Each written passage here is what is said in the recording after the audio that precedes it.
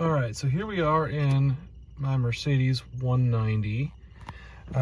We've been having a little bit of intermittent issue with the lights. So you can see here, lights are on.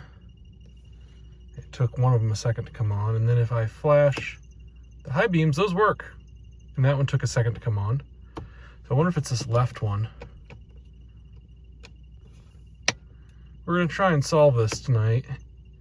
So we have high beams, we have turn signal, we have turn signal. So these are all working. The symptom that I've been having is that sometimes the turn signals just don't work, even though the hazards do. And sometimes the high beams, when you flash them either way, don't work.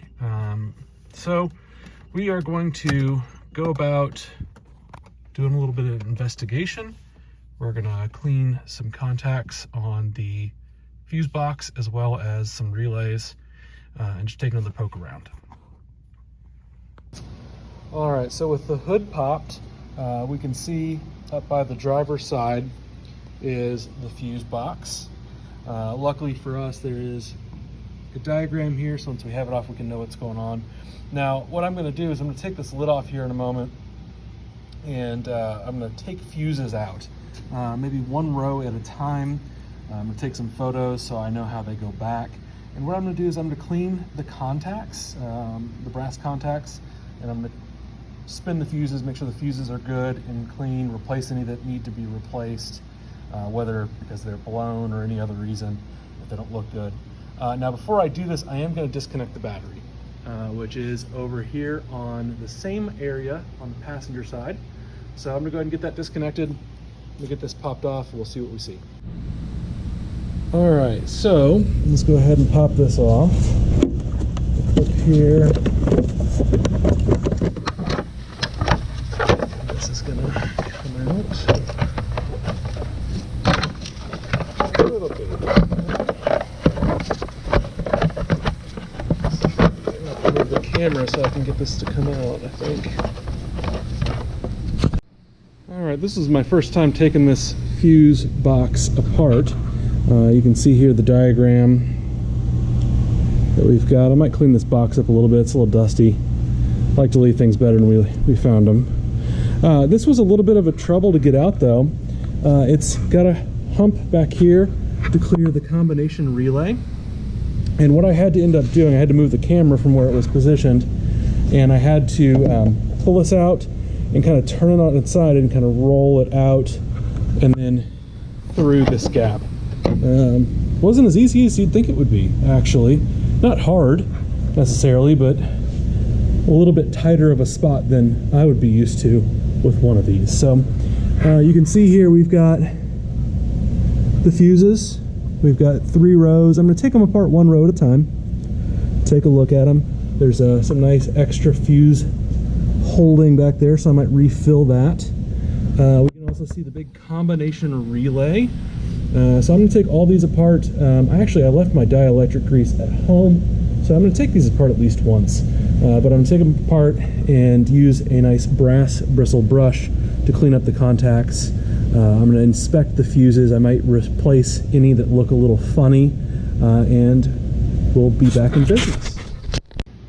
Switching to actually my iPhone camera to get a shot of this. This is a great diagram. I love how detailed it is. Now it shows us, for my issue, I want to look particularly at fuses number 4 and 5, high beam right, high beam indicator, and high beam left. Last night the high beam indicator was always working, so I'm gonna look at 5 particularly. I think that's an interesting thing. Also fuse number 11 could be interesting for me. Anyway, something that's really cool, I don't know if you can see this here, but each of these fuses are very clearly numbered, which is great. It's really nice. And of course, the key up here with the square, the circle, or the solid circle tells you what type of fuse is supposed to be there. So as we check this, we'll make sure that everything is actually the appropriate size fuse, because that could be an issue too.